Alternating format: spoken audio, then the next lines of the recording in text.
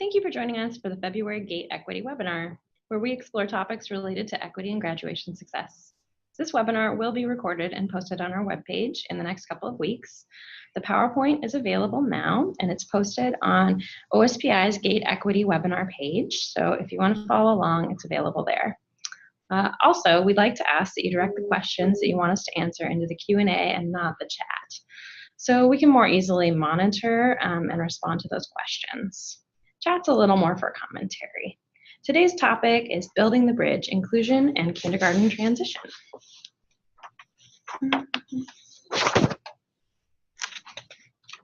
In response to a request we got on our evaluations, we're posting pictures of us so that you know who's speaking today. I'm Kathy Anderson, OSPI Graduation Equity Program Supervisor, and I'm joined today by Amber Havens, WAKIDS Assessment Coordinator. And we have Kristie Dominquez. She's the Director of Early Childhood Education from Bellingham Public Schools here too. We're lucky to have you guys with us. We appreciate it. Thanks. Superintendent Reckdahl's K-12 vision has 3 phases, each lasting 2 years, from small improvements to a full redesign of the K-12 education system. Building universal learning access is one of his goals that we want to touch on today. Entering school kindergarten ready is a formative assessment of where students are when they enter our school system and the start of a continuum leading to eventual graduation. Today we're focusing on easing the transition to kindergarten, and we're going to talk about these goals. Our goals are to provide you with some systemic strategies for supporting a smooth transition to kindergarten, taking into account students with disabilities, and we're going to be taking a look at Bellingham School District and what they're doing.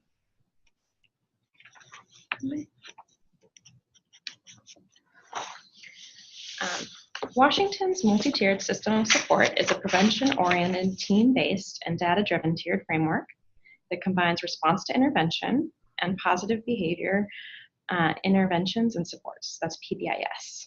And it integrates a system-wide continuum of school, family, and community-based learning supports, including things like resources, strategies, structures, and practices into one coherent system. This MTSS calls for empowering families and strengthening community partnerships to create opportunities for all stakeholders to engage in the work of improving academic achievement, social competence, and closing opportunity gaps. Amber's going to tell us more about WAKIDS and why it's important. Thank you. So WAKIDS is one part of the Full Day K initiative that this year has been fully rolled out across the state, which means that all school districts are now required to participate in full day kindergarten. Part of that is the WAKIDS assessment, and so I say that because a lot of times people think that WAKIDS is full day K, when in actuality it's one leg of full day K. WAKIDS is the assessment portion, and then there's also the early learning collaboration piece and the family collaboration piece. So why WAKIDS? It helps, or why WAKIDS and Full Day K? It helps create a smooth transition for children and families into kindergarten. It has a framework that allows the teachers and districts to be able to connect with all their partners to make that successful. It meets children where they are developmentally in the first weeks of kindergarten. And it also helps inform instruction and create evolving developmentally appropriate learning environments. It's also a bridge to early learning and K-12 systems. And it's an observation-based, ongoing, embedded classroom activities. It's not just a pull-out model. And what that means is that teachers will be observing children in their classroom and doing their assessments based on the tool and not pulling the children out to do it in a testing fashion.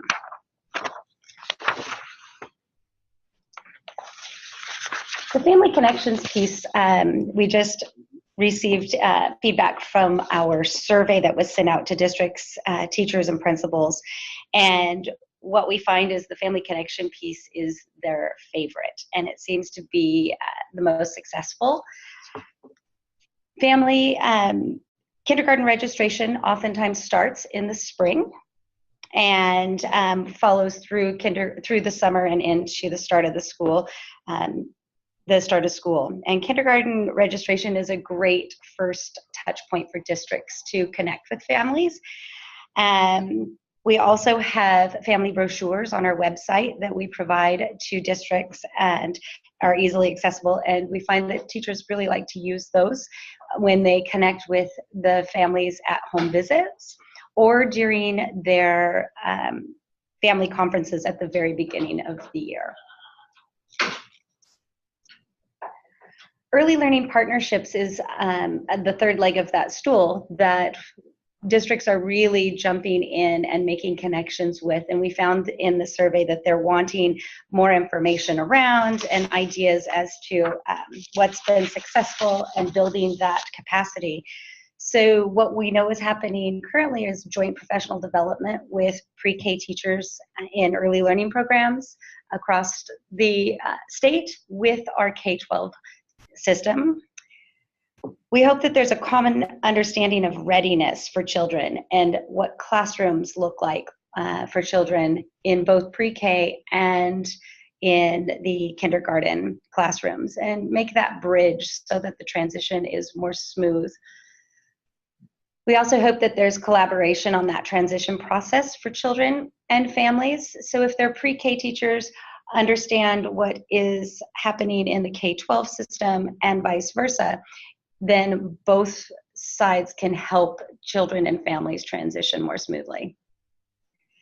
And then just continued bridging between early learning and K-12 systems. So we here at OSPI do a lot of work with the Department of Early Learning, with our higher ed partners, so that we're making sure that our systems are creating roadmaps that are supportive of all. We know that people are using the WAKIDS data to inform state and regional practice. So we use it to measure access and success to our world-class education. We also know that it's used to focus the development of instructional resources, such as the pathways for literacy and the pathways for math. And we're looking at doing some more work around social and emotional. We know that it provides information to state initiatives, like I said, the social emotional learning modules and other work that's popping up. And then it's informing regional and community programs. So we're making connections with libraries and YMCAs and fitness programs and the like. We get a lot of questions about the objectives and dimensions of learning that we use to show us the widely held expectations. So this is an example of what comes from the Teaching Strategies Gold tool that we use. And our focus is on the blue and the purple bands. So children who are in the blue band are generally in the 4-year-old range. Those are in the purple band are considered to be in the kindergarten range. And like when we do the assessment, we can see where children are entering in each of these areas. The bands that I just showed you actually show widely held expectations, but what we really want to look at is kindergarten readiness, and that is where the red arrow is showing for this specific dimension. But in all of the areas where blue meets purple is what we would consider kindergarten ready.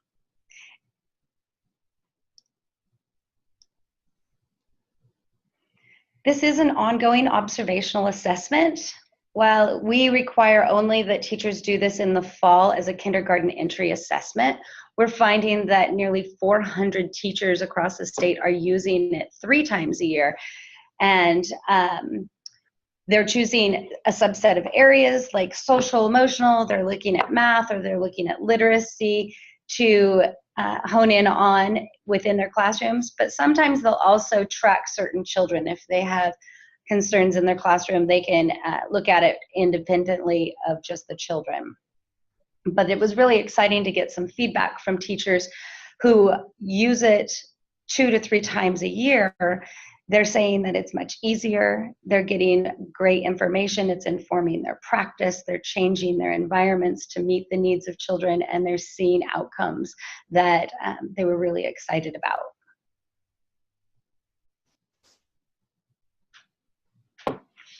So I'm going to speak for a colleague, Val Arnold, who is unable to join us today.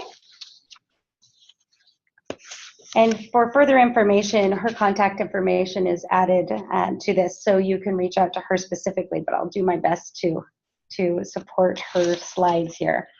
The Pre-Kindergarten Early Literacy Initiative is, it's serving those transformational zones. It's an action research project that is happening with Puget Sound ESD, the Capital Region ESD, and Northeast Washington ESD. And the goal is to reduce the early literacy achievement gap between entering kindergartners with disabilities and typically developing peers.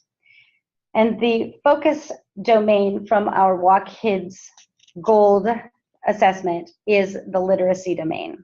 And they look at phonological awareness, the knowledge of the alphabet, knowledge of print and its uses, comprehends and responds to books and other texts, and emergent writing skills.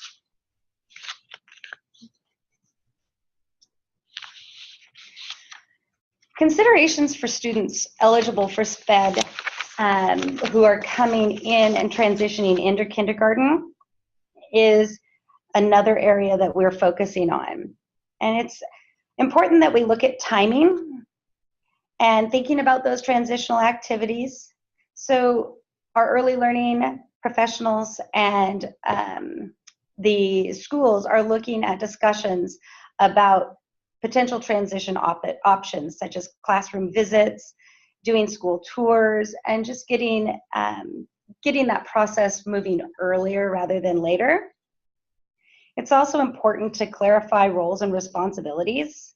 We need to work together to safeguard that our families and children we serve from a transitional nightmare and preserve the integrity of the transition process. So together we have to be able to establish and communicate our roles and responsibilities in a transparent and respectful manner that can be easily understood by families. And then the last one is the family norms and child preference. This is something that's important all around, but making sure that we remember that the families are the child's first and most important teacher.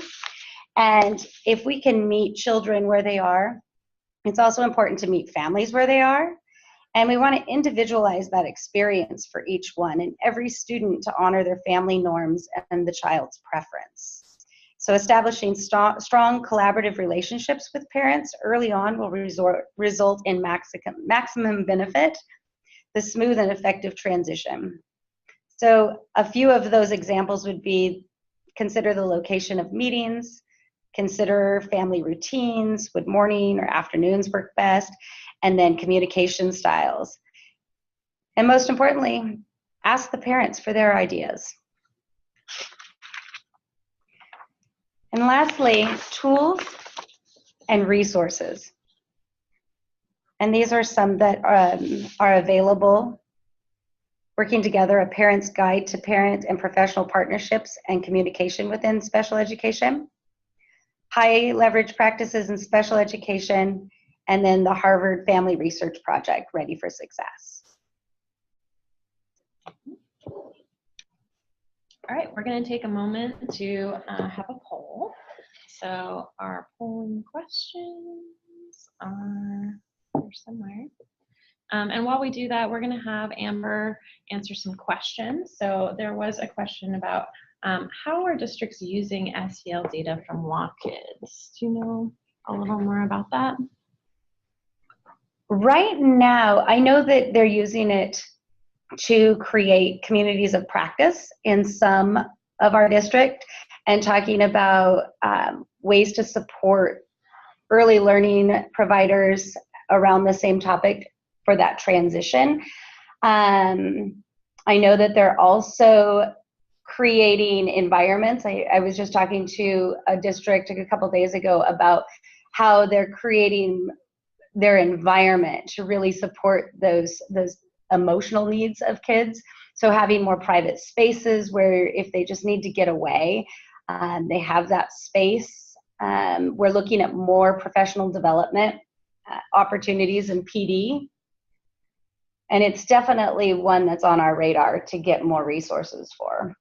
Awesome. Also, are the brochures in different languages? Yes, they are. They're actually on the WAKIDS website at OSPI, and they come in 19 different languages, and you're able to print them right off of there. Nice. And we had another comment. I have seen WAKIDS administered in a pull-out testing fashion in many locations. Do you want to say something about that? Yeah, that we hear that happens, and my goal is to just get that communication out there about why we want it to be an observation-based assessment and how we get better results, especially from kindergartners around this. Play-based environments and activities give us a better platform for doing those observations, and we realize there's some work to be done around that and some communication that still needs to be happening. So we've created a newsletter that has been coming out since February, and that's on our website as well. That's getting information around how important it is to do it, and ways and skills and steps that make it easier for teachers. But it's definitely a paradigm shift for a lot of teachers. Yeah, very different. Mm-hmm. See, another question. Would it be appropriate to do some WAKIDS testing during a kindergarten registration event? Yeah, that's funny. I just got that question this morning. The tool itself is not a screener. And so really what we want to see is children in the environment, in their classroom environment. We do it over 8 weeks because children sometimes need to get comfortable and feel secure in their space. There are certainly some that you can see if they're already writing their name. That's going to be one that you could document. But for the most part, it's not a screener.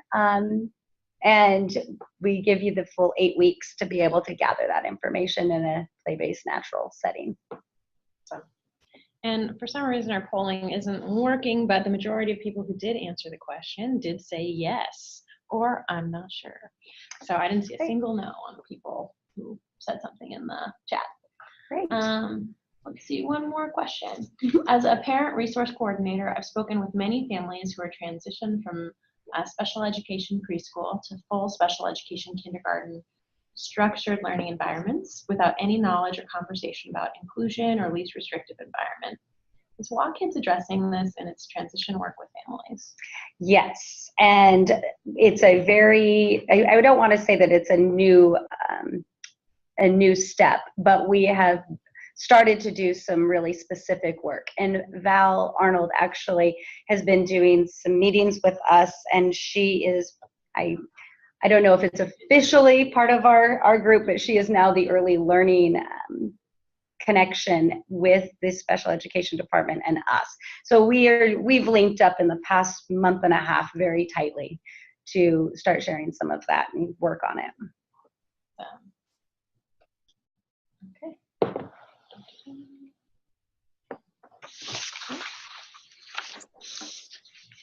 Good morning. This is Kristie Dominquez, and I am from Bellingham, Washington, where we've been engaged in using WAKIDS since 2011. Our district has about 11,000 students. We have 14 elementary schools, and currently I have 42 kindergarten programs using WAKIDS, specifically teaching strategies gold at this time of the year. But I also have 13 preschool sections, mostly developmental preschool, a couple title, who are also using TSG to inform instruction. So you can go ahead and. So just a little bit about our journey, and actually this journey started with when I was a full-day kindergarten teacher. I was in a tuition-based preschool or kindergarten classroom when an email came across my desk asking if I would be willing to pilot WAKIDS, not knowing what it was, but knowing that I was going to get paid some money to do it. I said, sure, I'll do it. I had 30 students that year and myself, no instructional assistant in the classroom. And actually that year I didn't even have a parent volunteer sign up.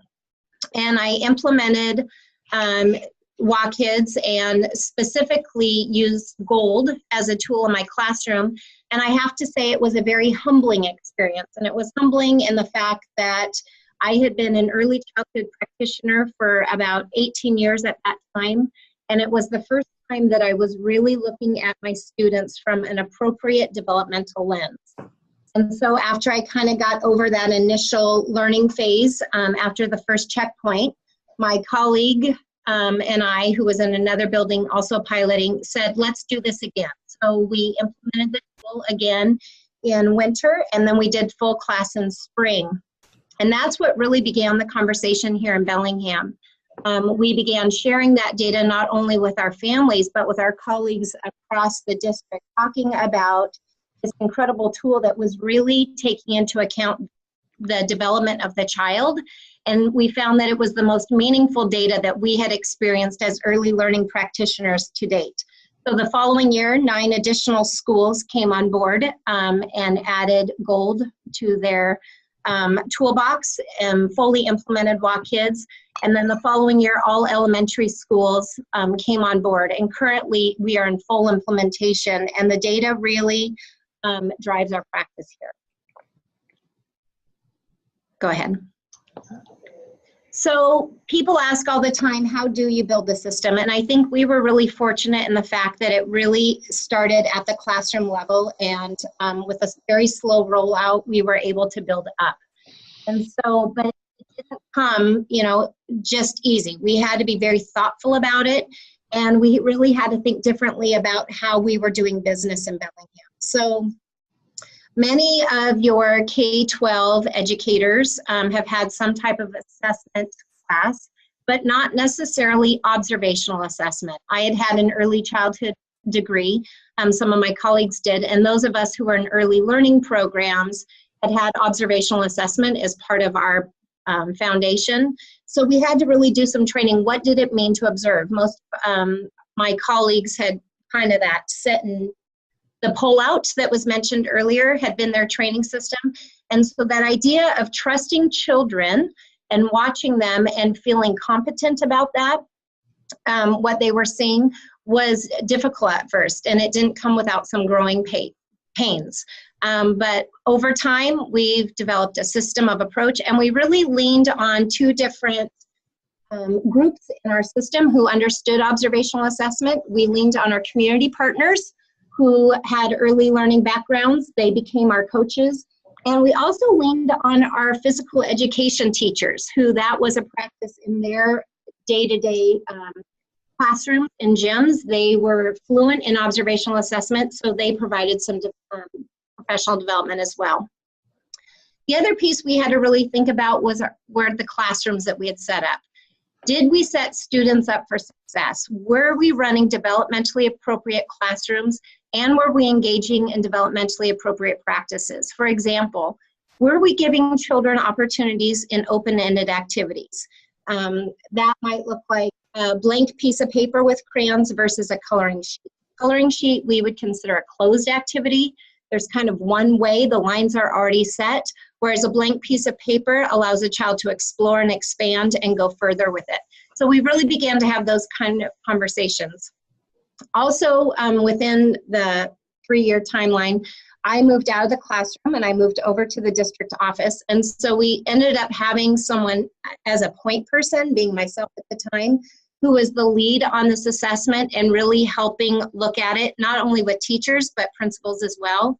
And we did that side-by-side coaching. So I would go in and sit side-by-side.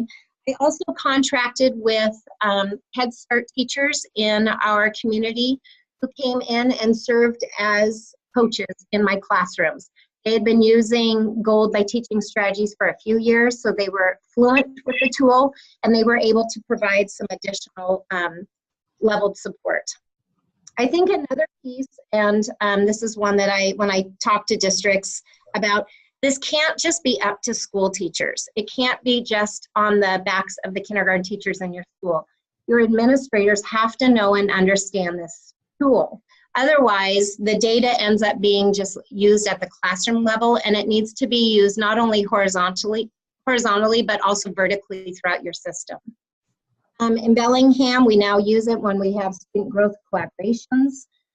We use it for our transition meetings going in from pre-K to K, as well as from K to 1. And because of that, we have a ton of interest, and at some point we're hoping we'll be able to move this tool up and use it in our first grade classrooms as well. So backing up, when I said that we had to do some reshifting, we had to really think differently about the structure of how we were looking at our classrooms. And so here's a graphic that has become a bit of a staple in our system. And it really shows that this work has to begin with the child. So when I think of any kindergarten classroom, and the data shows this, you have children who enter your kindergarten programs functioning in a developmental area anywhere from around 1 year of age, birth, all the way up through 3rd grade. I'd like to use the analogy of a baby. So a brand new baby's born, and we can kind of talk about what are the ages and stages they're going to go through to learn to walk. So, right, like first the baby's going to lay there for some time, and then we're going to provide that baby some tummy time, and then they're going to start to push up. Eventually, they'll push up on all fours and do some rocking. Then they learn to crawl. They're going to crawl over to furniture after a while and begin pulling themselves up. Adults are going to help scaffold and hold their fingers, and they're going to begin taking those initial steps.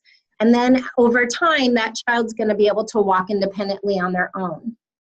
When you think about a kindergarten classroom, we have children who are in that beginning stage, either in reading or language, writing, math, social, emotional, cognitive, coming into our classrooms all the time. They're really at that beginning stage of laying there or tummy time or crawling, but yet because they're now in kindergarten, we expect them to move to that walking phase instantly. Not all children work that way. Child development happens over time, and that's the beauty of this tool.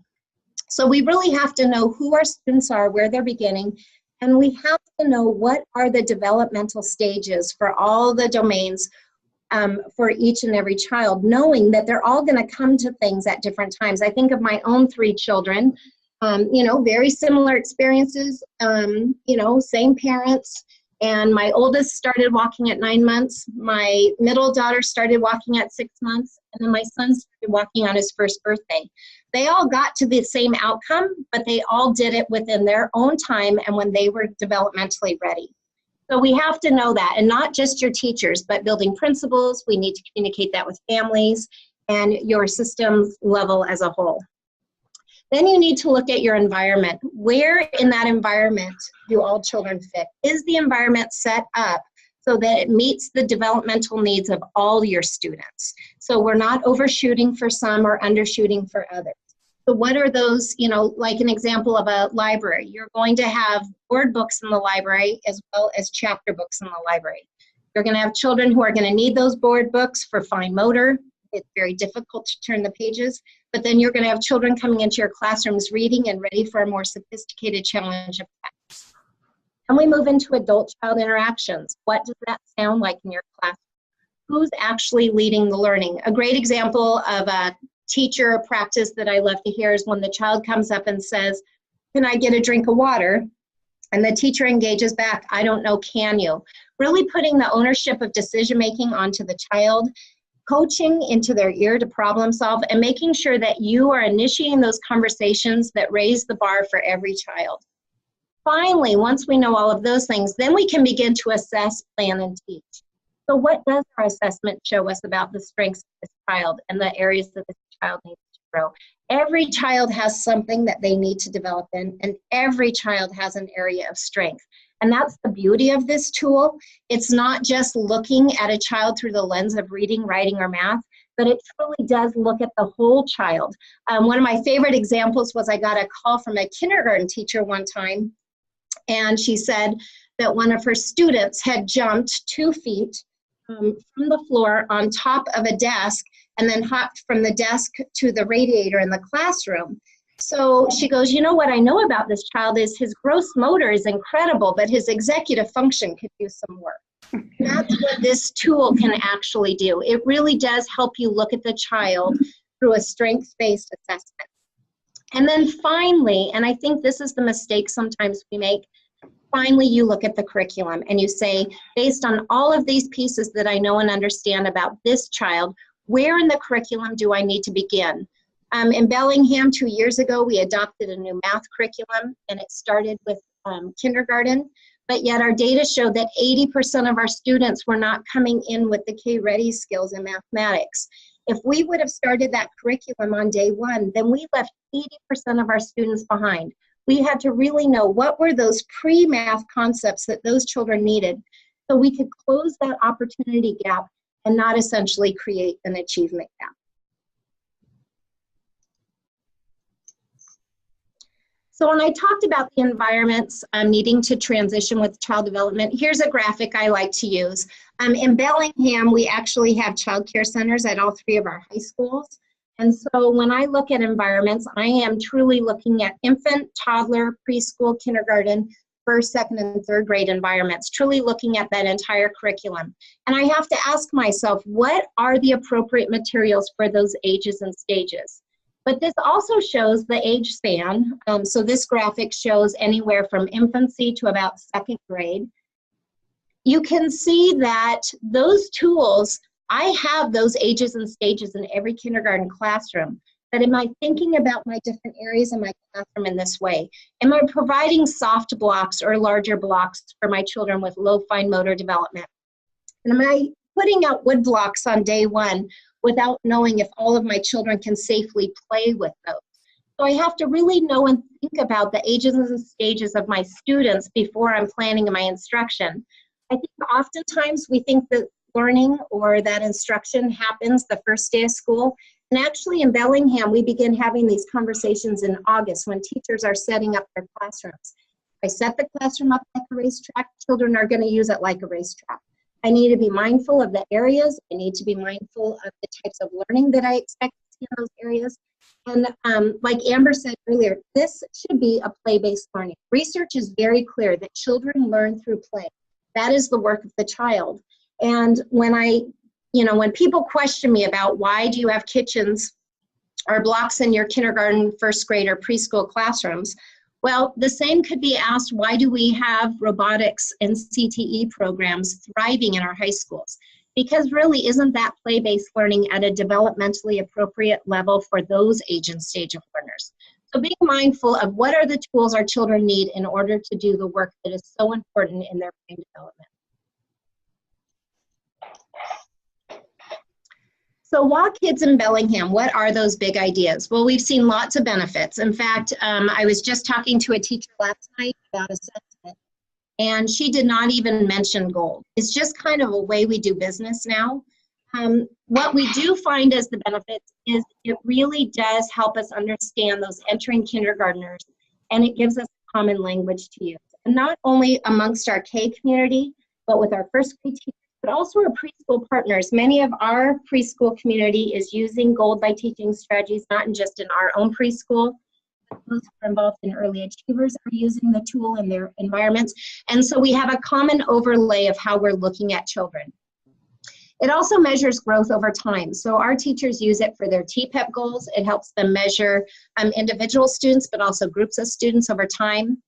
And we don't just use it at the classroom level. We're using it at the systems level, building level as well. So a great example was I had a building about 4 years ago, and when their data came in, because we use it fall, winter, and spring. So when their winter data came in, it was obvious that their students were not making the gains that we had hoped in social emotional. And their class sizes were a little larger than the rest of the district. So I was able to build a case based on that data. So there were 3 kindergarten classrooms. I hired a 4th teacher who went in and really became a social emotional kindergarten coach. So he did side-by-side coaching in classrooms, and then he began to, someone said my mic is in and out, so I'm just double checking. So then he began to pull small groups, and then finally he got to one-on-one coaching with some students.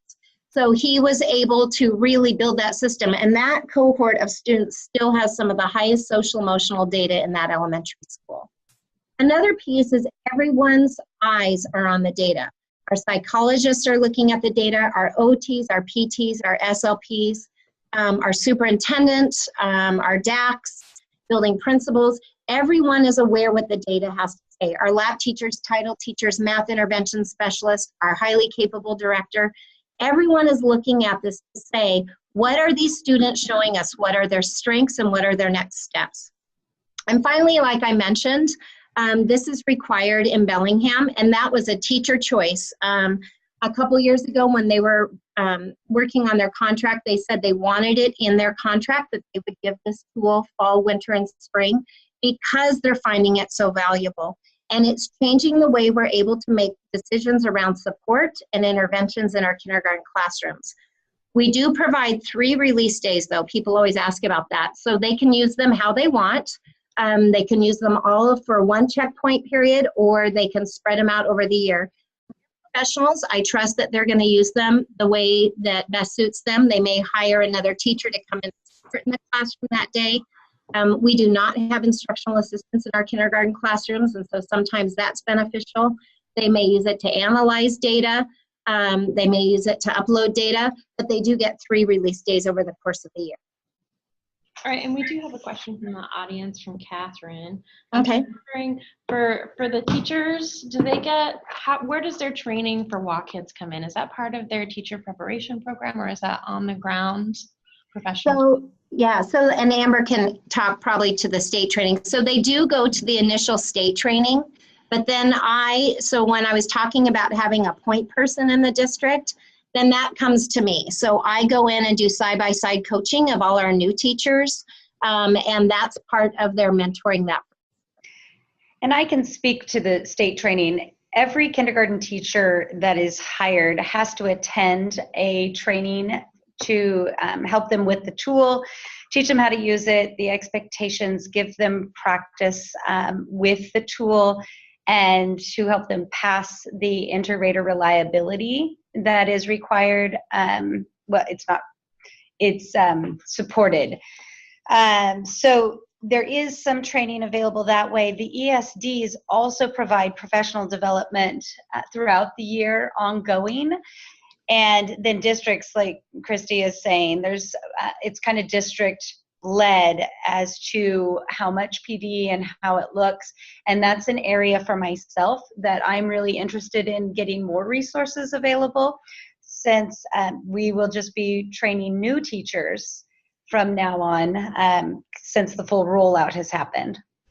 And a follow-up question to that, what advice and recommendations would you give to school districts that can't fund or hire an SEL coach, psychologists, counselors, teachers, etc., on how to implement this really valuable support system to teachers? Do you want to speak to that first, Kristie, or? Why don't you start and then I'll go. Okay, so first off, I want to offer myself. I'm the coordinator, and one of my favorite things is to work directly with teachers and districts to help build resources and provide them with what we have so far, but also, build new ones. And I'm actually going around the state. I'll be in Bellingham at the end of the month to meet with teachers and gather ideas and talk about ways to overcome barriers and help with systems. So I would like to offer myself as that support. And then we have coordinator calls for districts that if there is somebody within the district that would like to join us, just let me know and I will add you to that. And it's an information sharing place where we can share our great ideas as you guys are doing them in the field. And then I would just add, it's much like our journey started here in Bellingham. It was just, there were 3 of us piloting it, and then we began inviting colleagues. So, wherever your district is a start, and it's more about understanding the tool. And once you understand it, it really does grow fast, the interest in it.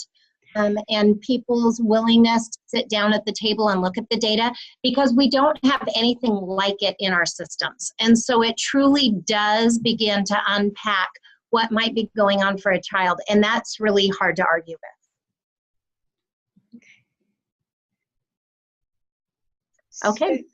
Okay. Okay. Go ahead. We have a follow-up from Phyllis about the big ideas required for fall, winter, and spring assessment. Do you retain spring data so that you can look back from fall data to observe maybe summer learning loss or slide from the students? I can speak to that from a state perspective, and that is a definite yes. So every June, at the end of June, we pull all the data from the system, and we house it here at OSPI. And we encourage the districts to pull their own reports from the system so that you have it. And we also have the ability to gather information from the ECAP children in the DEL license that they use. And there's a tool in this system that all you have to do is make a child record request, and DEL magically pushes a button. And if they were in ECAP last year, you will see their data from there. And our hope is to use that information to bridge that summer and evaluate what's happening in the summer, and look at the possibly difference in scores and do some work around that. And as Kristie had mentioned, there is the ability for the first grade tool to be used. And so that's another area we're looking at building a pilot around soon. Mm-hmm. And does that include that span between second or third grade? Are you looking to expand there? We would love to expand it. Those of us who have used this tool, and you can hear it in Kristie's voice, it is one of the best tools I have ever seen and used personally. And I get so excited about it that yes, I would love everybody to use it, but it's quite a big process. And so we take it one step at a time.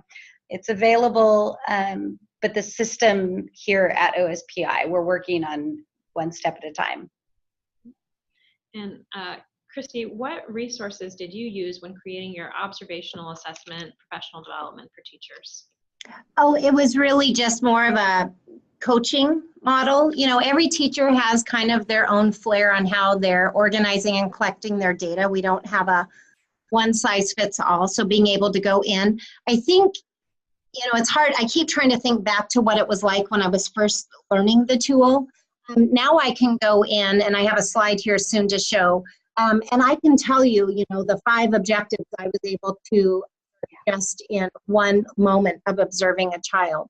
And so some of my teachers have recording tools, some of them have binders, some of them use primarily just photos with captions. But so it's more helping them find the strategy that works for them and being able to coach into it. We did get another question over here. It says from Starla, we use TS Gold in our district preschool programs through Dell Collaborative, and the K teachers use it through OSPI, but those databases cannot share information for KE teacher to for KE teacher, cannot see all the valuable data our preschool teachers have entered. Any ideas on how to bridge this dilemma? Hi Starla, we were actually working last week with teaching strategies, as this is a huge request of ours. There are 2 separate licenses. So the Department of Early Learning has theirs, and OSPI has ours. And these 2 do not talk, with the exception of these ECAP children. And when the ECAP children were registered, it was with an agreement that the data would be shared with OSPI. That opens up a huge bale of lawyers and confidentiality issues that is way bigger than our scope is for right now, but we keep bringing it up, hoping that there's a way that we can share this information, but it's confidential student data, and families are very, you know, rightly so protective of it. But the longitudinal studies we could have is just fascinating for me. So we keep asking about ways that we can do that. The option is that if you are an early learning provider that is using your own private license or the DEL license of teaching strategies, we would love it if you would print off the reports for those individual children and give them to the families. And then the families can then bring them to their kindergarten registration. And at that point, we would have that information for the teachers. And honestly, that's where it's most important. So that's the workaround so far. I think we're going to move on in the interest of time. Okay, so some of the themes that we have found in our work over time is just that increased common language and practices. So I talked earlier about the environments. So it's not just within our own system that we see commonalities with our environments. I can go to my Head Start partners. I can go to the YMCA Downtown Health Care Center. I can go to the co-ops across town, and we all have similarities in our environment. And part of what this tool did was it brought us to the table having conversation about what did we know about high quality early learning environments that promoted play as an instructional strategy. And so I'm trying to work on my mic. I do not know what's going on. I apologize for that. And so what we have found is that no matter where you're at in an early learning program here in our community, you're going to see commonalities, which not only benefits collecting data, but it benefits our children and our families' understanding of what does that continuum look like.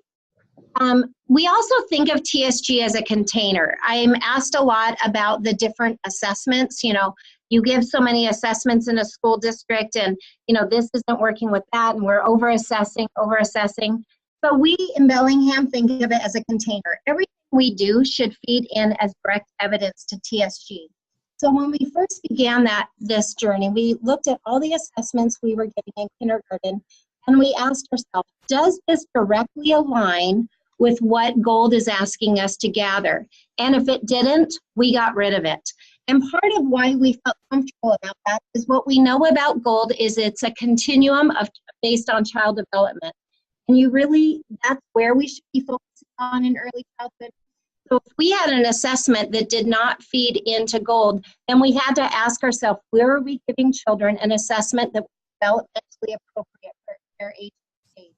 And we really didn't, we're not able to answer that, so we were able to eliminate that. So now everything we do feeds into GOLD. And so we think of it as a funnel where we pour everything in, and then it pulls out the information in a quantitative fashion.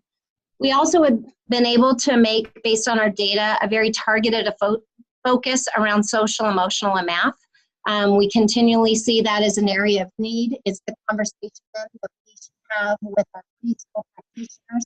This year, we're actually running instructional rounds with community partners and our kindergarten teachers, where we have 2 of our early learning specialists who are bringing those 2 groups together, and they're going in and doing observations in one another's classrooms and having conversations around the targets of this tool, and then how are we supporting both social, emotional, and math, and then additional literacy.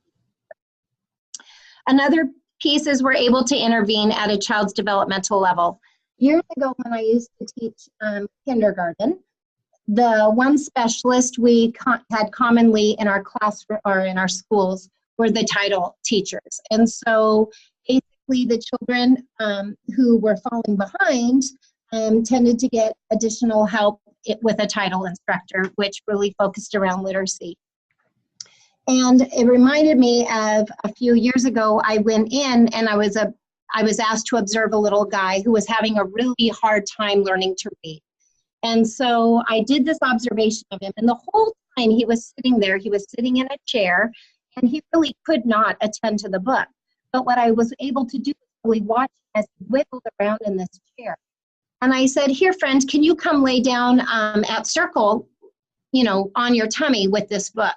So he was laying flat at circle, and I put the book in front of him. Well, what'd you know? He knew how to read the whole book. What he didn't know how to do was sit in a chair. So we were using the wrong intervention for what this child actually needed. So we began to work with him on some core development, and it had nothing to do with him being able to read or not. And so we were able to really target in on what this child needed.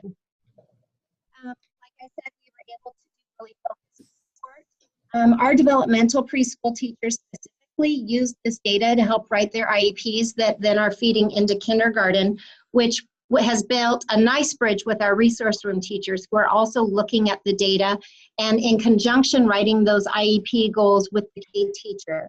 You know, for evaluations, anytime a child is brought to the table, the data is at the table with us.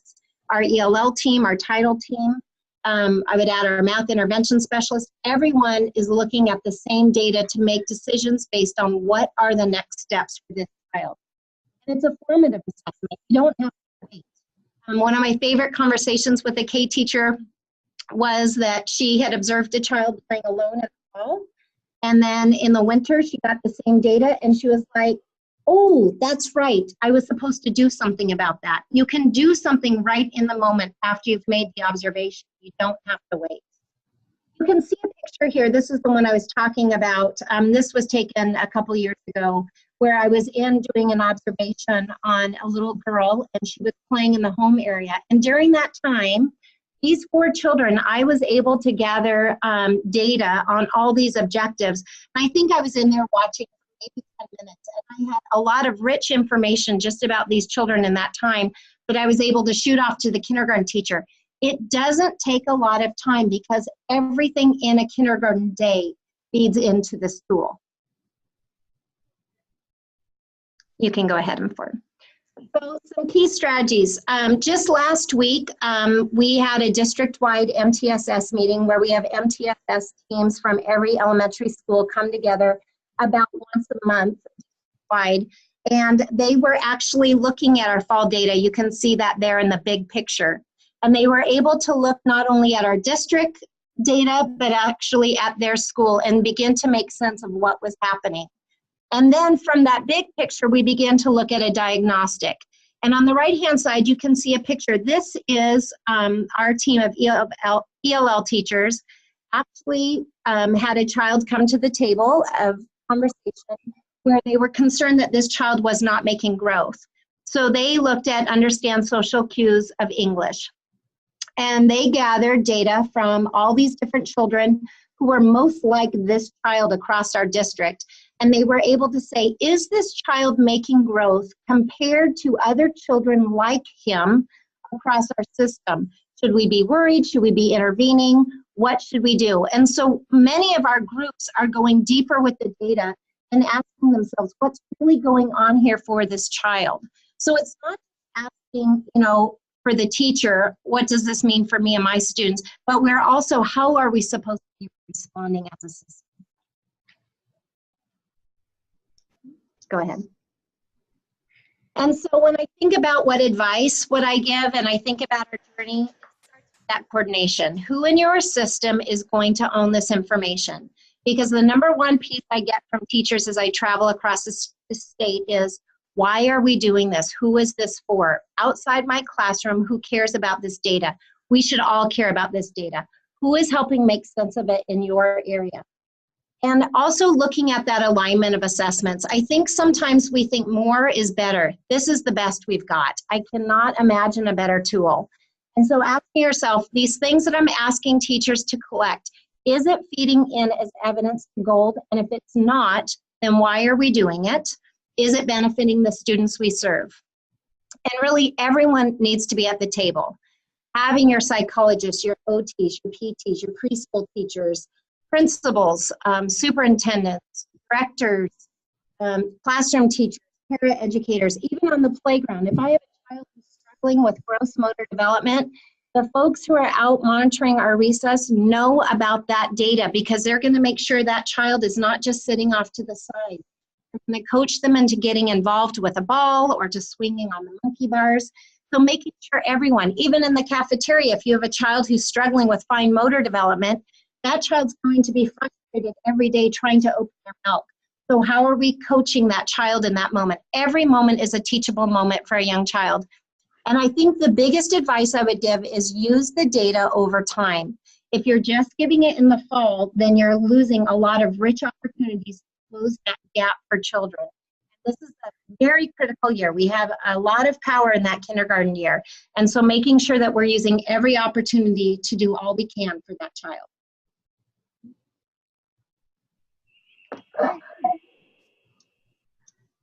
All right, so we're going to take a moment to reflect on what we've heard today. So after hearing all this great information, what's one major takeaway that you have from Bellingham? And if you want to share that in the chat, it's great for us to be able to share our learning together. We like that.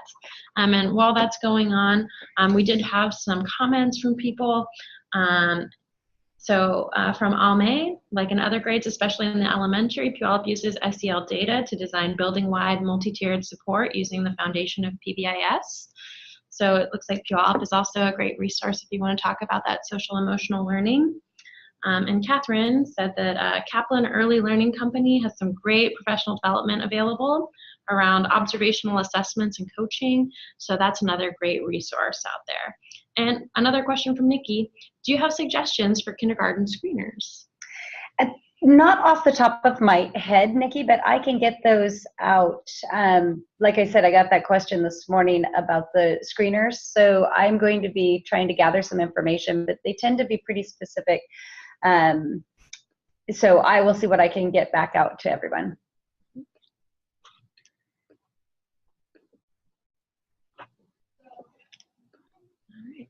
And I think we're out of questions unless you guys have some more. So we're gonna move on. We do have a survey, which I put into the chat box for you. So it's an evaluation to tell us how we're doing and what you think about our webinar and if there's ways we can improve or things that you like. We always love to get that feedback from you. So if you could take a minute and please fill out our evaluation, we appreciate that. We are getting a couple of more questions. So from Phyllis, appreciate the commitment to assessments 3 times a year, but look forward to learning about growth and using the tool to detect adult planned summer learning loss.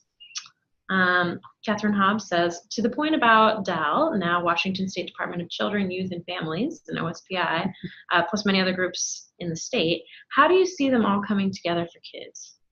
What a great question. Yeah. So, well, I know that we do have lots of connecting meetings. That's such a big question to ask, but it definitely is on all of our plates and wonderings and trying to make the system as seamless as we can. So I can't really answer that off the top of my head, but I know that it is in the work and we do meet regularly with one another. And another question from Jennifer, is this the only assessment that Bellingham uses in kindergarten? No, it's not. Everything we do really serves as an assessment, but I would say the formal assessments, we do have a kindergarten screener that we give fall, winter, and spring. Well, actually, we give it before kids enter kindergarten, during the fall, winter, and spring, and then we give the benchmark assessment system. And then, you know, we have some different, you know, little math tools we use, writing samples we gather about once a month. So, but again, all of that feeds directly into this tool. So it's where we gather the information, really. Awesome. And we are running out of time. So next month, we're going to be talking about inspiring civic engagement. And that's going to be March 14th from 10 to 11. So we hope you can join us for that. We also have some upcoming events. You can join us for Gate Advisory. We'll have the authors of Why We Drop Out talking about interviews with dropouts that they conducted and their recommendations for keeping students engaged. There will also be a panel of students there to talk about their experiences in our K-12 system. So that's a pretty exciting thing coming up to meet those authors. Coming up, there are also several trainings for mental health in the high school, teacher training. Although it's not geared to elementary, it might be interesting to recommend to a friend or share with people in your district. I really can't recommend it enough. So if you're tackling school culture, it is a really great resource. And Project Aware brings this teacher training to you for free. This curriculum improves mental health literacy. It's widely taught in schools across Canada and internationally. And the material is medically accurate and designed for classroom settings. It prepares classroom teachers in the use of the curriculum in their classroom, and it provides a basic overview of mental health and illness and an orientation with those teaching materials. Thank you guys so much for joining us today. And we're going to stay on for a few minutes and answer questions for people who have time. Thanks again for joining us for Gate Equity webinar.